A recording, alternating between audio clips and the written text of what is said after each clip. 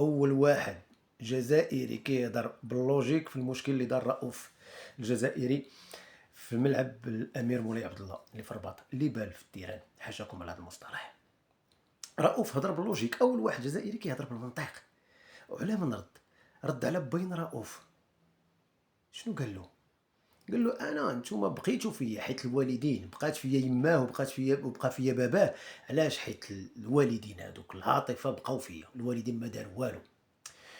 قال له ولكن عاد دابا خرجتي هضرتي حتى تشد ولدك في الحبس، عاد خرجتي كتهضر.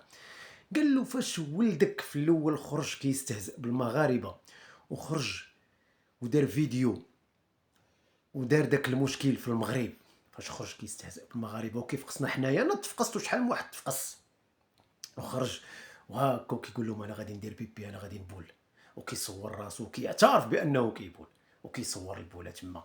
قال له علاش ما خرجتيش هضرتي فاش استهزأ بالمغاربه وفاش بدا كيطعن في بنادم وفي المغاربه؟ علاش ما خرجتيش هضرتي؟ قال له علاش ديك الساعه ما خرجتيش درتي فيديو هضرتي؟ قلت له لا ولدي رؤوف، علاش درتي هذا الشيء؟ ما خصكش دير هذا الشيء، وما خصكش تبول في التيران، وما خصكش تستهزأ بالمغاربه، وما خصكش طيح بالمغاربه في هذا الشيء اللي درتي، وكتستهزئ بالبلد اللي هو ديال المغرب، بلاد الحق والقانون.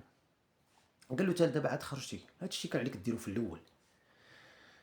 وكنحييه والله الا مع كامل احتراماتي الفوبيا، والله الا مع كامل احتراماتي ليه، والله العظيم. ماشي علاش انا كاع بنادم اللي كيهضر باللوجيك كتعرفوا، فهمتيني، بنادم واعي ومثقف كيهضر باللوجيك، بنادم حقاني، يعني عارف بان رؤوف دار المشكل. ولدك دار المشكل، ولدك دار المشكل، واللي دار الذنب يستاهل العقوبه. راه ماشي غادي يدير فيديو وغادي يستهزئ بينا حنا، فقصني وفقص المغاربه بزاف، وكيستهزئ بينا حنايا وجالس كيستهزئ بالبلد المغربي وكيبول. واش السيبه داخل التيران وفوقاش في الكان في كاس افريقيا؟ يعني نتايا ناوي على شي حاجه وباغي توسخ الصوره ديال البلاد ديال المغرب. درتي مشكل واللي دار الذنب يستاهل العقوبه. ولدك دار مشكل يعني غيتحاسب عليه، يعني تيلا تشد وغيتطبق عليه القانون. راه ولدك، راه القانون ما ظلموش، القانون المغربي راه ما ظلمش ولدك، ولكن ولدك اللي دار هذا المشكل، ولدك اللي دار المشكل، ولدك اللي كيستهزئ بينا حنايا وكيستهزئ بالبلد المغربي. يعني ولدك غادي يتحاسب قانونيا على هذا الشيء اللي دار. وفوبيا تبارك الله عليك، والله الا برافو عليك بالله، والله الا كبرتي ليا في عيني بالرب. الشيء هذا والله الا راجل بالله. الشيء علاش؟ حيت كيهضر باللوجيك، بنادم واعي.